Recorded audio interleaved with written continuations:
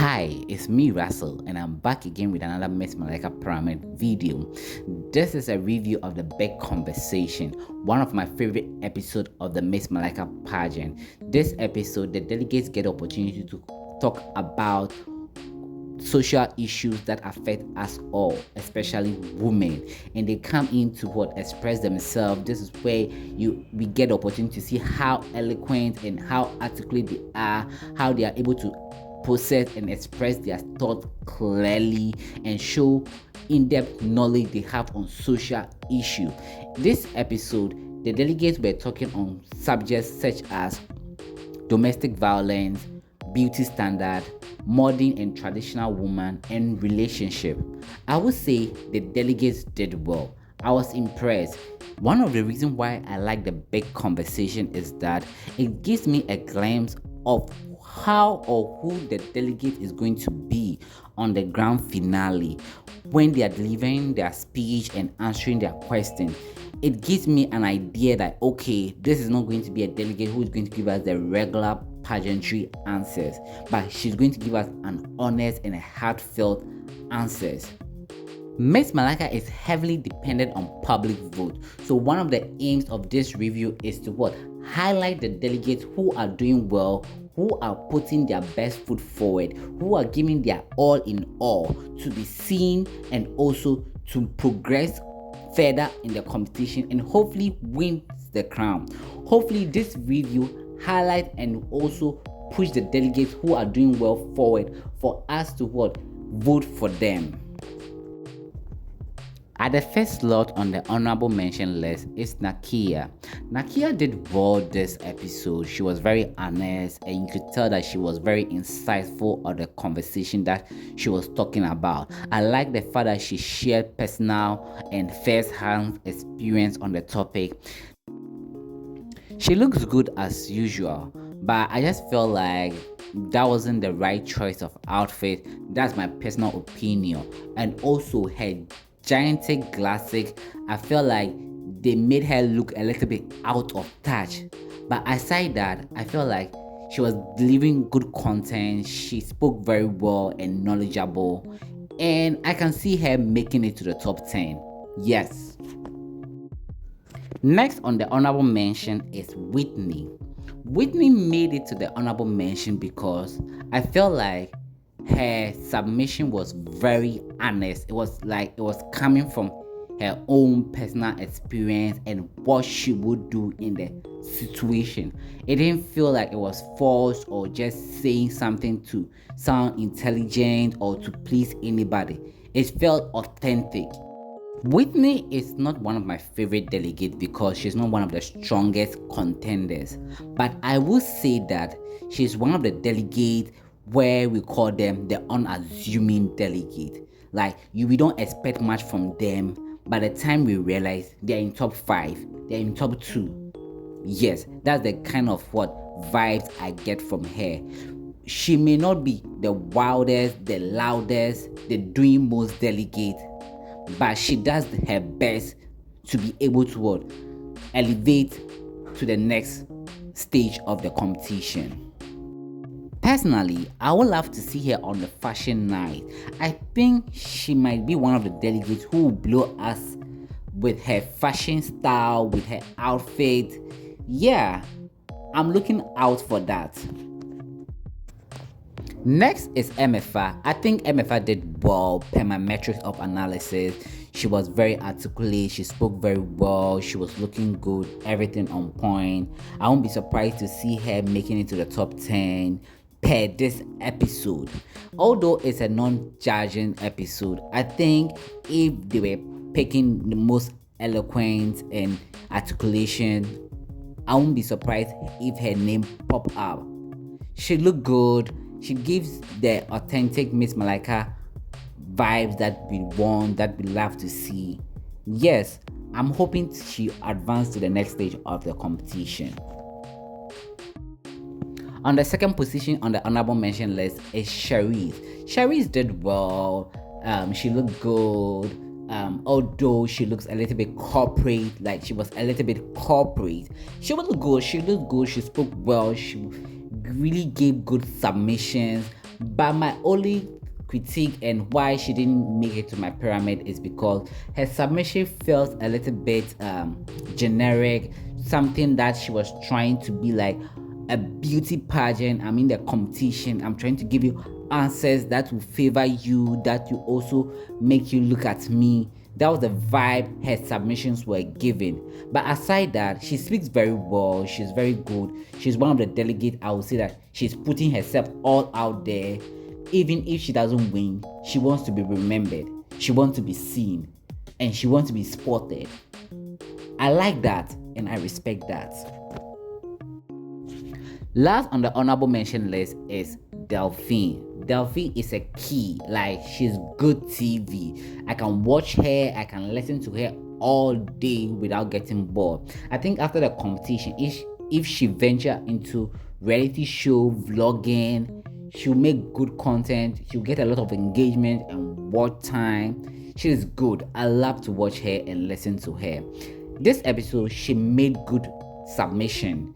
I really love her submissions, but I felt like they were a little bit foreign. They weren't too local. They weren't indigenous. We couldn't. I couldn't relate it to the Ghanaian scene. It felt foreign, like she is, and that's the only issue. I think that she should be able to link her foreign experience and the Ghanaian experience, and she makes it seem that it's all kumbaya in Ghana. No, I'm sure she has some challenges ever since she moved in, and I would like to hear those challenges from a foreign perspective.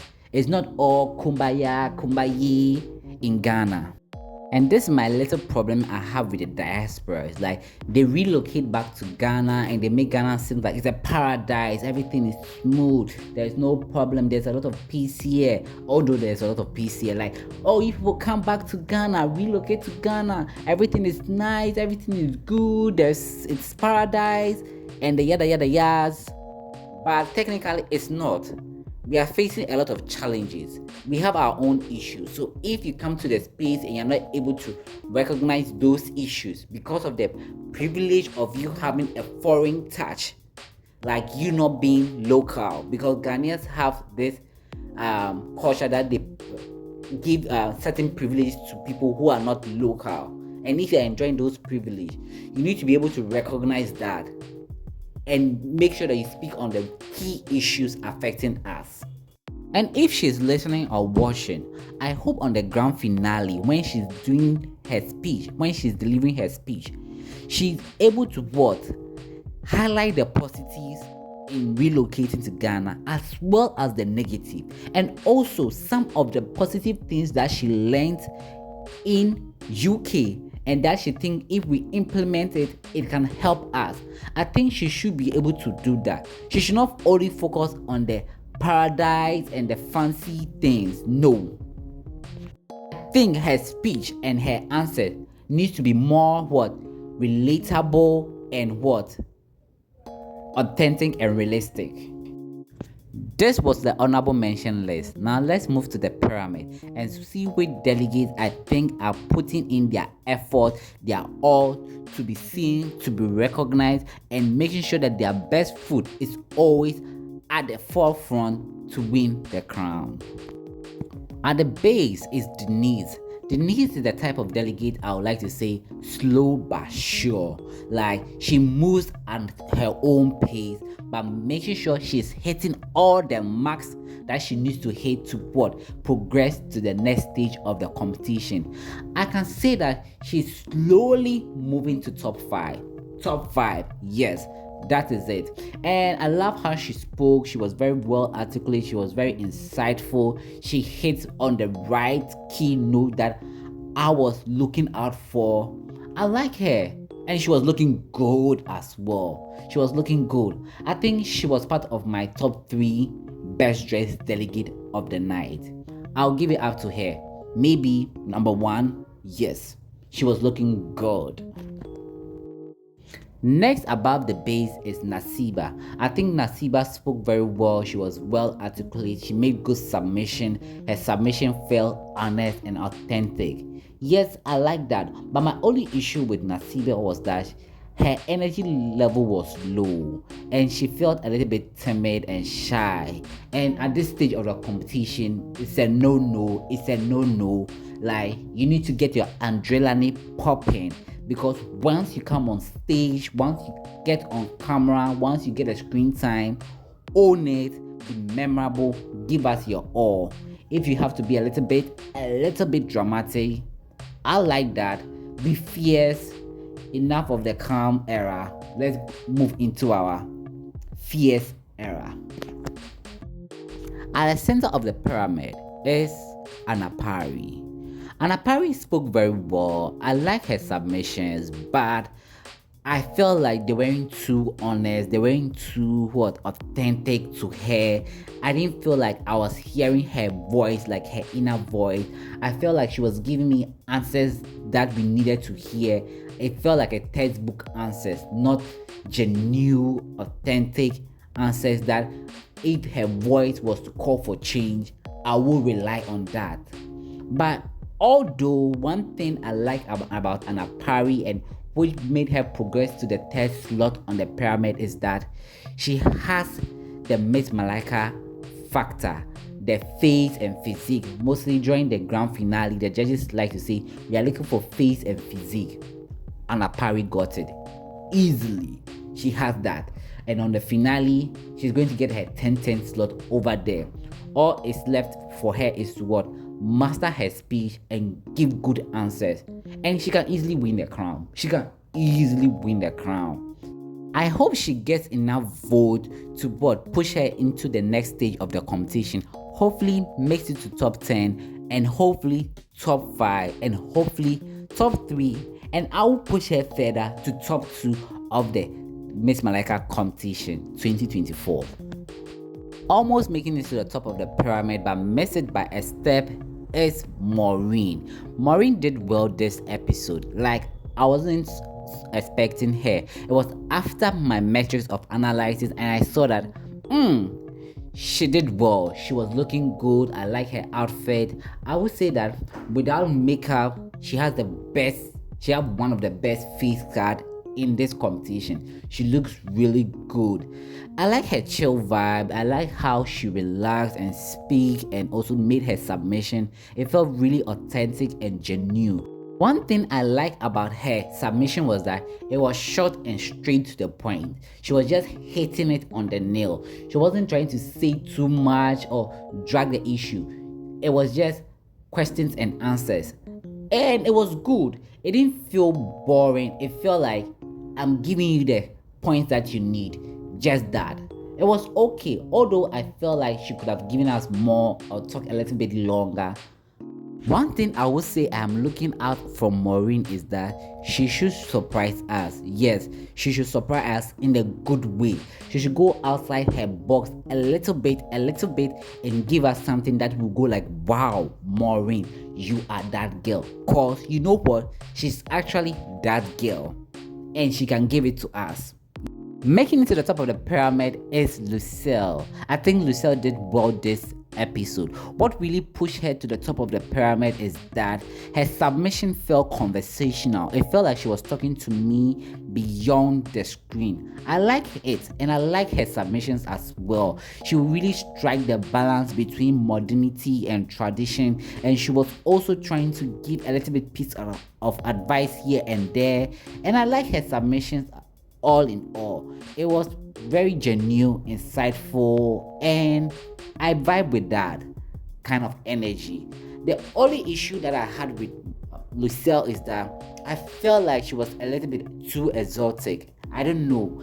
I think maybe I was blindsided or what, but when she was speaking and I was looking at her and her mannerism, she felt a little bit too exotic. And that's not what Miss Malaika stands for. Miss Malaika looks for the traditional Ghanaian woman, the African woman, and she doesn't fit into that. So I'm a little bit worried if she would win Miss Malaika, but I'm tipping her to win though, although now I'm a little bit shaky. Also, I would love her to win a tax. Yes, girl, win a tax. I'm not trying to put an unrealistic expectation on her and put pressure on her in the competition. So far, I like the pace and the vibe she's giving. Baby girl, do you, don't mind me. You can win a tax or you cannot win a tax and still win Miss Malaika and still go far in the competition. I want her to go far, possibly top 2. If she's not number 1, top 2. She should be in the top 2 of the Miss Malaika pageant.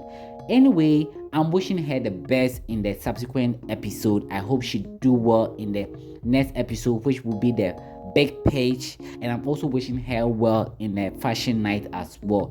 Hopefully she makes it to the top 10. I really want her to make it to the top 10 because I know I'm going to enjoy her speech and her answers. She will be a good contestant, delegate at the grand finale. I would love to see her make it to that far.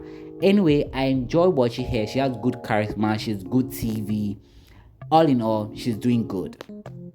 Thank you so much for watching. I really appreciate it. There's so many content out there, but you chose to watch mine. I'm really appreciative and grateful for that. See you in the next one. It's bye-bye.